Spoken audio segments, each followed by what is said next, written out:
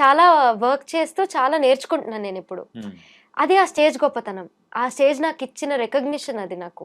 ఇప్పుడు వాళ్ళందరూ ఏమనుకున్నారంటే ఏదో ఆ షో వల్ల ఒక్కరోజు రాత్రికే నేను ఏదో స్టార్ అయిపోయానని. బట్ చెప్పాలంటే ఆ షో యాక్చువల్లీ నేను ఫస్ట్ సీజన్ కూడా ఆడిషన్ ఇచ్చాను నేను. ఓకే.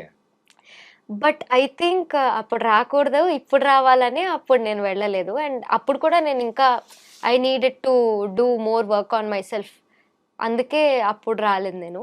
అప్పుడు అంతగా ప్రిపేర్ అవ్వలేదా? Yes, లేకపోతే ఏంటి? అంతగా ప్రిపేర్ అని కాదు, అంత ప్రిపేర్ అని కాదు, అంత ప్రాక్టీస్ అంటే ఇంకా అంత గొంతు ఇవాల్వ్ అవడం కానీ లేదా అంత మెచ్యూరిటీ కానీ అవి అంటే షోకి కావాల్సిన థింగ్స్ ఏం ప్రిపేర్డ్గా అదే మీరు చెప్పిన ప్రిపేర్డ్గా లేని వాటితో. సో అప్పుడు అవ్వలేదు. But after a lot of work I think నాకు మళ్ళీ ఇది ఒక బ్రేక్ వచ్చిందనమాట.